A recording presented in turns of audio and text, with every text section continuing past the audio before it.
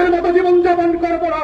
আমি স্বাধীন হব, আবার নতুন করে স্বাধীন হব, আবার লড়াই করব, আবার প্রতিবাদ করব, আবার গর্জে উঠে ফিনিক্সের মতো বলবো আমি দাস দাসত্বের জীবন থেকে নতুন করে নাগরিক হয়েছি।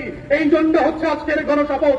আপনারা যারা ইতিহাস জানেন, কালো মানুষদেরকে শত শত বছর ধরে সাদা মানুষদের পশ্চিমা দেশগুলো কিভাবে দাসত্বের জীবনে আটকে রেখেছিল।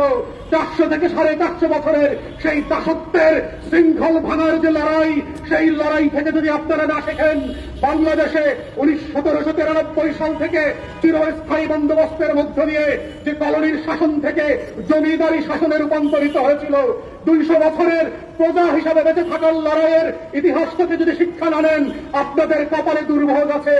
কৃতদাসদের জন্য স্বাধীনতা না, দাস দাসীদের জন্য রাষ্ট্র লাগে না।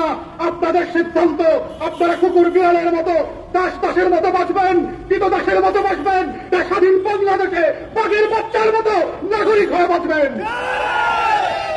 প্রিয় দেশবাসী, 190 বছরের ব্রিটিশ উপনিবেশিক যে কলোনির শাসন শুরু হয়েছিল 1757 সালে এই বাংলা দখলের মধ্য দিয়ে, অতএব বেঈমানের ইতিহাস এই জমিনে রয়ে গেছে।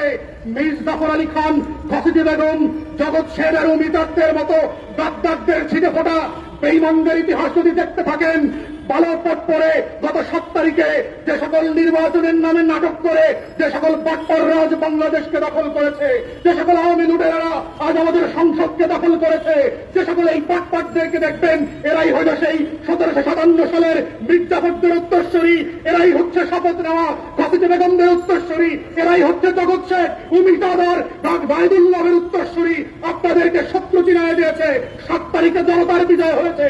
আপনারা চিনতে পারলেন নতুন করে বাংলাদেশ আবার কাদের কাছে দখল হয়ে গেছে। নতুন করে আমি দখলদাররা এই বাংলাদেশকে কিভাবে পরাধীন করেছে। আপনারা যদি মির্জাফর আর ঘসিটি বেগমদেরকে চেনেন, তাহলে মীর মোহাম্মদদেরকে চিনতে হবে, যাদের নেতৃত্বে, পৃথিবীর নেতৃত্বে, শরীয়তুল্লাহর নেতৃত্বে শত শত বছর ধরে যারা এই বাংলাতে স্বাধীনতার লড়াই রয়েছেন। আপনাদের চয়েস, দাস দাসী, কুকুর বিড়াল আর কৃতদাসের মতো বাঁচবেন, নাকি পৃথিবীর মতো বাঁচবেন, লড়াই করে বাঁচবেন, জীবন দেবেন স্বাধীন বাংলাদেশে, নাকি পরাধীনতার শৃঙ্খল থেকে। আজকের শপথ হচ্ছে নতুন করে স্বাধীনতার শপথ, আজকের শপথ হচ্ছে নতুন বাংলাদেশের শপথ, আজকের শপথ হচ্ছে মির্জাফর আর ঘসিটি বেগমের বিরুদ্ধে বিদ্রোহ করবার শপথ, আজকের শপথ হচ্ছে রাহিদুল্লাহ আর জগৎ শেখের বিরুদ্ধে নতুন করে মানুষ হয়ে ফিনিক্সের মতো 4 বর্ষ থেকে জেগে উঠবার শপথ। এই শপথে আসেন, নতুন করে মানুষের বাচ্চা হিসাবে স্বাধীন বাংলাদেশে বাঁচেন। সবাইকে সেই আহ্বান জানিয়ে আমার বক্তব্য শেষ করছি। আসসালামু আলাইকুম। ভাই বোনেরা,